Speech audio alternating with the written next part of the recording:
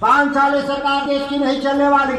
आने वाले वक्त में 8 से 12 महीने के भीतर इस देश में नई सरकार बनेगी। मैं अभी देखा नहीं कि महात्मा गांधी और BR अम्बेडकर की मूर्तियां देश की संसद से बाहर कर दी गई हैं। यह मैं बक्सर लोकसभा सीट से चुनाव जीतने के बाद राजद के सांसद सुधाकर सिंह ने मंगलवार को अपने विधानसभा रामगढ़ पहुंचे, जहां उन्होंने खुले मंच से केंद्र की नई सरकार पर जमकर हमला बोला है। दरअसल उन्होंने कहा है कि एनडीए की नई सरकार यानी ढीली ढाली सरकार 5 साल तक चलने वाली नहीं है। आप लोग चौंकिएगा नहीं, आने वाले 8 से 12 महीने के अंदर देश में नई सरकार बनेगी। दरअसल उन्होंने सीधे तौर पर मोदी सरकार यानी एनडीए सरकार पर निशाना साधते नजर आ रहे थे। उनका कहना था कि यह जो नई नवेली सरकार बनी है वह 8 से 10 महीने के अंदर गिर जाएगी और एक नई सरकार फिर से बनेगी। देखिए, यह सरकार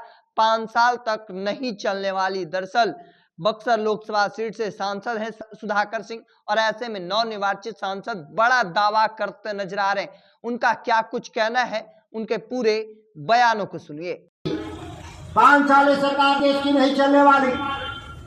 साफ साफ मैं बता दूं आपको, इस देश की जो सरकार है ढीली ढाली सरकार है और जिस अहमन्यता के साथ इस देश में सरकार चलाने का प्रयास भारतीय जनता पार्टी के द्वारा किया जा रहा है, आने वाले वक्त में 8 से 12 महीने के भीतर इस देश में नई सरकार बनेगी। यह आपको चौंकाएगा नहीं।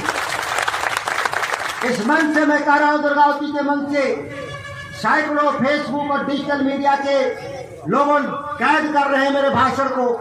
याद रखिएगा कि मैंने क्या कहा। शपथ भी नहीं हुआ है। अगले जुलाई में आप देखेंगे जब सदन चलेगा तो डंके के चोट पे मैं कह रहा हूं कि देश की सरकार को चंद दिनों में ही मेरे जैसे नौजवान सांसद देश में चुन के आए इंडिया गठबंधन के, हम लोग घुटने पर ला देंगे। इस विश्वास को रखिए। इस देश में समाजवादी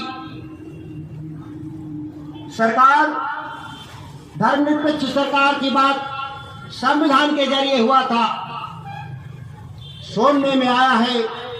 मैं अभी देखा नहीं कि महात्मा गांधी और BR अम्बेडकर की मूर्तियां देश की संसद से बाहर कर दी गई हैं। यह मैंने दिल्ली के सड़कों पे मैंने कई महत्वपूर्ण सांसद सदस्यों के द्वारा मैंने सुना है।